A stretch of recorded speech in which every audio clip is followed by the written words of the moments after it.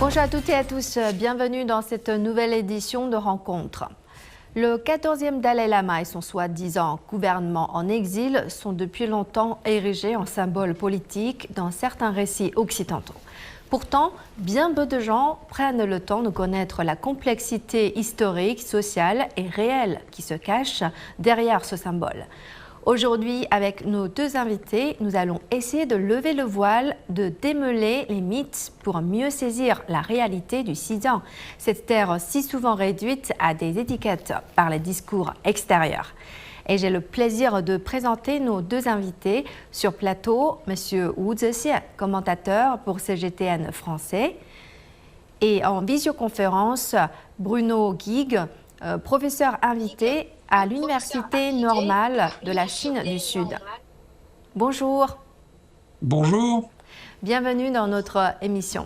Alors d'abord, est-ce que vous avez déjà eu l'occasion de visiter le Xizang, Monsieur Wu?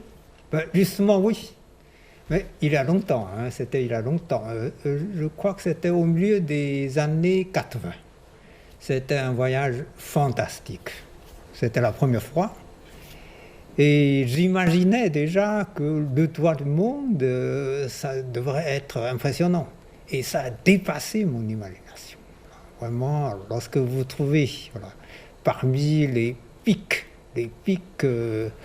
enneigés, toutes ces pics enneigés qui vous entourent, qui vous écrasent.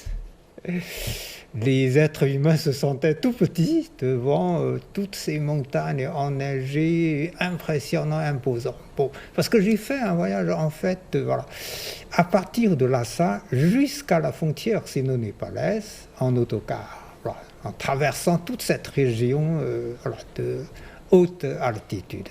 C'était un voyage vraiment, vraiment fabuleux. Alors, premièrement, évidemment, pour moi, c'est la beauté de la nature. Comme je vous ai dit, toutes ces hautes montagnes enneigées, c'était en été, avec le beau soleil, avec le ciel bleu, et en contraste, vous avez des hautes montagnes enneigées à l'infini. Alors, la beauté de la nature, ça c'est la première chose. Et puis la deuxième chose qui m'a beaucoup marqué, c'est la gentillesse des habitants du Xizang. Bon, parce que les gens, je crois que c'est probablement lié à leurs croyances bouddhistes. Parce que le bouddhisme, en gros, fondamentalement, préconise la gentillesse, la bonté des gens. Donc, beaucoup d'habitants, en effet, sont des croyants bouddhistes.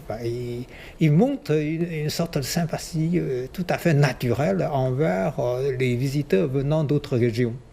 Parce que ça se remarque, les habits, même la physionomie, c'est pas tout à fait la même. Donc, ils reconnaissent tout de suite les visiteurs venant d'autres régions. Bon, ils sont très sympas, ils sont très accueillants. Bon.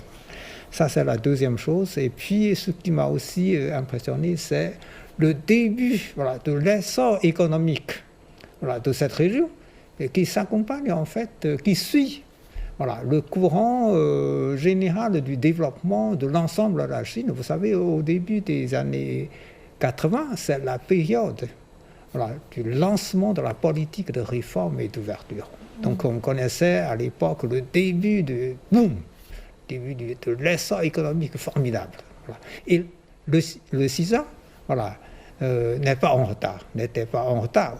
Le Xizang est aussi en plein boom économique, ça se développe partout. On descendait dans des hôtels très confortables, ça a dépassé mon imagination. Mais aujourd'hui, on dit que maintenant, il y a des hôtels de luxe, parce que à l'époque, c'était déjà pas mal. Déjà, imaginez qu'au début des années 80, déjà, c'était pas mal.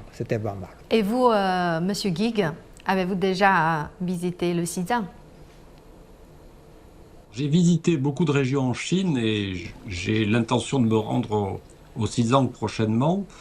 Mais c'est vrai que mon intérêt pour la question est plutôt d'ordre politique, si vous voulez, ou géopolitique, dans la mesure où c'est une question qui est très débattue dans le monde occidental, comme vous le savez, et sur laquelle beaucoup de contre-vérités ont été proférées par un certain nombre d'officines, de médias, de personnalités. Donc c'est un sujet qui m'intéresse du point de vue, si vous voulez, du rapport que la Chine a avec le reste du monde, et notamment avec les pays occidentaux. Voilà, je crois que c'est une question qui a été longtemps d'ailleurs une question un peu privilégiée par certains vecteurs d'opinion en Occident, qui l'est un petit peu moins depuis quelques années, et qui aujourd'hui, avec la question de la succession du Dalai Lama, a tendance un petit peu à rebondir. On voit à nouveau dans la presse occidentale des articles qui traitent cette question de manière assez partiale, il faut le dire, mais je pense qu'on aura l'occasion d'y revenir plus en détail. Et alors, quelles sont vos principales sources pour connaître le Xizang? En fait, j'ai vu quantité impressionnante de documentaires et de reportages sur la question. J'ai aussi beaucoup lu des sources chinoises, c'est-à-dire des universitaires chinois, des journalistes chinois, de simples citoyens parfois qui donnent des informations sur l'histoire du Xizang, parce qu'il faut bien évidemment connaître le passé de cette région pour comprendre son présent, mais aussi des informations sur la situation actuelle, sur les progrès très importants en matière de développement économique, social et culturel accomplis par cette région de Chine depuis plusieurs années maintenant. Et je crois que c'est précisément la question dont il faut débattre. Quel est l'avenir du Xizang compte tenu de son passé, de son présent? Et peut-on, comme le font certains, dissocier l'avenir de cette région, le Xizang, de l'avenir de la Chine elle-même? Et selon vous, pourquoi le Xizang est-il resté si longtemps un outil de guerre de l'information dans certains récits médiatiques? Quels sont les véritables objectifs derrière cela? Alors c'est vrai qu'il y a une guerre médiatique, une guerre de l'information, une guerre des mots, qui est menée par certains médias occidentaux depuis très longtemps, parce que le Xizang occupe une place particulière dans la géopolitique interne de la Chine, dans la mesure où c'est une région extrêmement vaste, située donc dans la partie occidentale du pays, au voisinage de grands pays asiatiques comme l'Inde, bien sûr, et puis tous les pays de l'Asie centrale. Et donc, il y a, de par sa position géopolitique et géostratégique, si vous voulez, depuis très longtemps, un intérêt particulier des Occidentaux. Quand je dis les Occidentaux, je parle des gouvernements occidentaux, pour cette région dont ils pensaient pouvoir la détacher de la Chine. La vérité, c'est que, en réalité, cette stratégie qui a toujours cherché à dissocier le Xizang de la Chine est une stratégie très ancienne. Elle ne date pas du XXe siècle. Dès le XIXe siècle, les Britanniques en particulier avaient tenté de s'introduire au Xizang et s'étaient heurtés d'ailleurs à la résistance des forces armées de l'Empire Qing finissant à l'époque. Et cette stratégie, on la voit à nouveau renaître à partir des convulsions que connaît la Chine à l'issue de la révolution républicaine de 1911, où le Xizang va connaître une sorte d'indépendance de fait, évidemment sur fond de manipulation, sur fond de manipulation étrangère, dans effectivement le contexte qui est celui de l'impérialisme occidental à l'époque. Et l'écrivain français Maxime Vivace a souligné dans son livre Dalai Lama Passism les liens étroits entre le groupe Dalai Lama et certaines fondations ou réseaux de renseignement occidentaux. Monsieur Wu, pourquoi ces acteurs tiennent-ils à entretenir ces liens? Bon, mais il faut savoir que ce n'est pas nouveau. C'est pas nouveau. Comme le professeur Gig avait rappelé l'histoire de colonisation britannique qui cherchait à prendre le Xizang à partir de l'Inde, déjà à l'époque. Bon. Mais il faut savoir aussi qu'avec la naissance de la Chine nouvelle, avec un contexte de la guerre froide, avec une hostilité idéologique, voilà, entre le monde occidental et puis les pays de l'Est, à l'époque, déjà les Américains, à partir du début des années 50, ont voulu manipuler certains éléments séparatistes du Xizang pour embêter la Chine nouvelle. Le CIA a formé des rebelles séparatistes tibétains aux États-Unis, dans les camps d'entraînement aux États-Unis, en les entraînant, en leur fournissant des armes, et ils ont même organisé une rébellion au Xizang, qui s'est soldée évidemment par une défaite totale face à l'armée gouvernementale. Bon, c'était vite fait, hein, la rébellion a été vite réglée.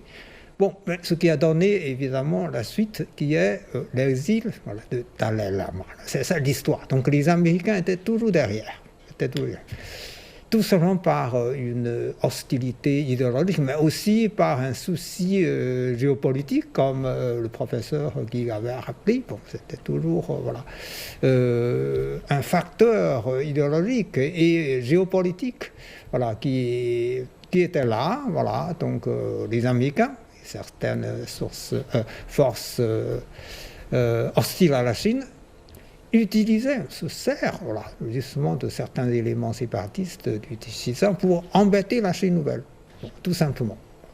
Bon, alors, pour le gouvernement de la Chine, bon, c'est embêtant, mais qu'est-ce qu'il peut faire de plus, à part quelques bruits sur la scène internationale qui voulaient tromper l'opinion internationale, mais à part ça, il n'y avait aucune autre prise. Sur le terrain, au Tibet, comme je vous ai dit, déjà dans les années 80, c'était très très bien. Hein. Bon, tout se passait très très bien. Aujourd'hui, ma femme y est allée récemment en prenant le train. À l'époque, il n'y avait pas le train. Et ce qu'elle a constaté, c'est évidemment une réalité tout à fait heureuse. Le Xizang se développe comme toutes les autres régions de la Chine. Bon, les habitants de la région vivent heureux. Bon, donc, à part quelques bruits sur la scène internationale, aucune autre prise pour faire changer quoi que ce soit au Tibet. Récemment, le 14e Dalai Lama a déclaré que son successeur pourrait renaître dans le monde libre. Monsieur Guig, comment interprétez-vous cette déclaration et ses intentions réelles ? Alors, le Dalai Lama avait fait d'ailleurs de nombreuses déclarations sur le sujet au cours des dernières années. Il avait même dit qu'il se réincarnerait en abeille. Aujourd'hui, il parle effectivement de sa propre succession en indiquant que la procédure de réincarnation serait entre les mains d'une fondation qui est domiciliée en Suisse, sauf erreur de ma part, et qui est le bureau du Dalai Lama. Ce qui est quand même assez étrange, puisque c'est tout à fait contraire à la tradition ancestrale, qui veut que la procédure ait lieu sur le territoire du Xizang, et donc sur le territoire chinois, avec une participation des autorités religieuses de la région, et, in fine, au moment où le futur titulaire de la fonction de Dalai Lama est choisi, selon la procédure de tirage au sort de l'urne d'or, il faut l'assentiment du gouvernement central chinois. Ça, c'est la procédure qui a été instituée petit à petit à l'époque des Ming, au milieu du XVIIe siècle, et puis qui a été consacrée par l'empereur Qianlong au XVIIIe siècle, lequel a institué précisément la procédure de l'urne d'or pour éviter qu'il y ait quelques malversations ou petites combinaisons à l'occasion effectivement du choix du successeur. Donc il y a une vieille tradition très respectable et très respectée dont il semble que le Dalai Lama ait décidé de s'affranchir complètement. Ce qui pose évidemment un problème majeur parce que on se demande au nom de quelle légitimité le 14e Dalai Lama peut comme ça transmettre la responsabilité de sa propre succession à un organisme situé à l'étranger. Le Dalai Lama lui-même, comme on le sait, ayant coupé les ponts avec son pays d'origine, ce qui est là aussi très très sujet à questionnement sur sa légitimité. Et Monsieur Wu, quel est votre point de vue? Je crois que le professeur Guig a bien expliqué le système, c'est-à-dire, selon la tradition ancestrale, il faut d'abord identifier quelques candidats, des tout petits enfants, voilà, dans les régions où vivent justement la population du Xizang, c'est-à-dire la région du Xizang et puis quelques régions avoisinantes de la province du Qinghai, voilà, du Sichuan. Bon. Il faut d'abord trouver quelques enfants candidats. Et puis, il faut procéder à un tirage au sort. Voilà. Et toujours sur place. Un tirage au sort, voilà, avec un vase doré. Voilà. Et tout ça a été reconnu comme légitime depuis longtemps, depuis l'époque des Qing. Et puis, finalement, il faut que l'enfant, voilà, désigné, voilà, comme successeur de Dalai, doivent être, voilà, reconnus, voilà, par le gouvernement central. Voilà, tout ça, c'est le système. Donc, impossible de croire qu'un enfant pourrait être trouvé ailleurs, en dehors de la région où vivent les habitants du Xizang. C'est pas possible. Alors, Monsieur Guig, comment comprenez-vous cette double identité du 14e Dalai Lama, à la fois figure religieuse et acteur politique? Je pense qu'il y a un problème dès le départ. Le 14e Dalai Lama a décidé en 1959 de quitter son pays à la suite d'une tentative insurrectionnelle qui a échoué. Et il est, dit-il, une sorte de chef d'État en exil en même temps qu'il exerce l'autorité religieuse sur le bouddhisme tibétain. Mais tout cela n'a pas de sens, puisqu'en fait, ayant quitté la Chine et le Tibet, on ne voit pas comment il pourrait continuer à exercer une autorité religieuse sur un pays qu'il a abandonné. Alors même, on s'en souvient que de 1951 à 1959, le 14e Dalai Lama avait les meilleures relations du monde avec Mao Zedong et le Parti communiste chinois, qu'il a même été élu à l'époque vice-président de l'Assemblée populaire nationale, ce qui est quand même une fonction extrêmement importante dans le système institutionnel de la République populaire de Chine. Et il a renié cet héritage, il a jeté aux orties cette coopération bénéfique qui était la sienne avec les autorités de Beijing pour entamer une carrière un peu dérisoire de chef d'État en exil, en réalité porte-parole d'une cause perdue. Hein. C'est-à-dire qu'au fond, c'est une coquille vide politiquement, le Dalai Lama. Il n'a aucune légitimité politique à représenter qui que ce soit dans un pays qu'il a lui-même abandonné, parce qu'il a décidé de s'exiler. Il n'a aucune légitimité dans sa revendication d'indépendance, à laquelle il semble avoir renoncé, d'ailleurs, si j'ai bien compris, du point de vue du droit international, puisque le Tibet, alors aussi bien le Xizang, le Qinghai, le Sichuan, ces régions font partie intégrante de la République populaire de Chine. C'est une partie inaliénable du territoire chinois, et c'est ce que dit le droit international. Il n'y a aucune instance internationale qui ait jamais mis en question l'appartenance de droit et de fait du Tibet, dans ses différentes composantes géographiques, à la République populaire de Chine. Donc, je dirais pour résumer que le Dalai Lama n'a pas, à mon avis, la légitimité suffisante du point de vue de sa fonction sacerdotale pour désigner arbitrairement son successeur, puisque, comme on l'a vu, il s'affranchit d'une tradition ancestrale qui demeure et à laquelle le peuple chinois et les habitants du Xizang sont attachés. Il n'a pas non plus de légitimité politique du point de vue des institutions de la République populaire de Chine. Il n'est pas un chef d'État en exil, en réalité. Il est le chef d'une faction politique qui combat le gouvernement de son pays depuis l'étranger. Il y en a beaucoup dans le monde, des gens comme ça. Mais ça ne lui donne pas de légitimité. Et puis enfin, je l'ai dit, du point de vue du droit international, sa légitimité est totalement nulle. Puisqu'il ne peut pas représenter une province sécessionniste qui n'existe pas du point de vue du droit international. Or, seul le droit international régit les relations entre les États, Et donc, le soutien qu'il a pu obtenir à l'étranger tourne à vide. Les gens qui le soutiennent, en fait, soutiennent une coquille vide. C'est ça qu'il faut bien comprendre. Et vous, monsieur Wu, selon vous, quelle est la véritable nature de ce soi-disant gouvernement en exil? Je crois que le professeur Gig a rappelé un passage intéressant. C'est que au début des années 50, c'est-à-dire au moment où la Chine nouvelle est née, lorsque l'armée gouvernementale est entrée dans la région pour chasser les forces nationalistes de l'ancien régime, pour prendre le contrôle de la région. Voilà. À ce moment-là, il y a eu des négociations entre le gouvernement communiste et les autorités locales du Xizang.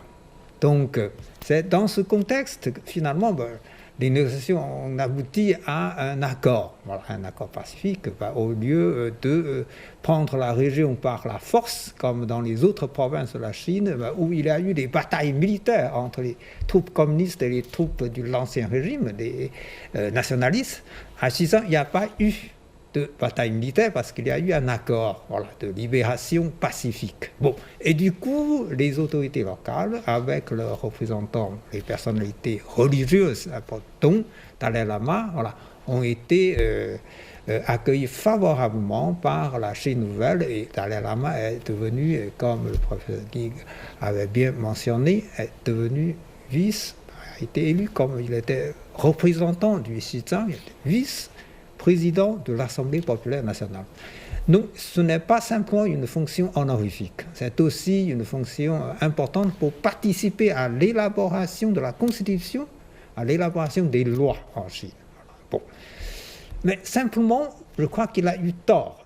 Il doit regretter énormément. Il a eu tort de choisir, à la fin des années 50, de tomber dans un piège tendu par les Américains.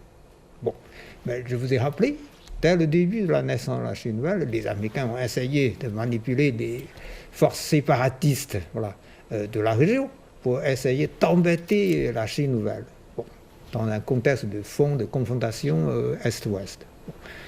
Dalai Lama, au lieu de continuer à travailler avec le gouvernement central, en tant que vice-président de l'Assemblée populaire nationale, il a choisi de tomber dans ce piège tendu par les Américains.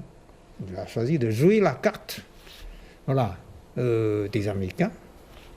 Et le résultat, on sait, il a été obligé de s'enfuir suite de l'écrasement d'une tentative de rébellion armée. Bon. Armée soutenue par les Américains. Bon, ça c'est clair.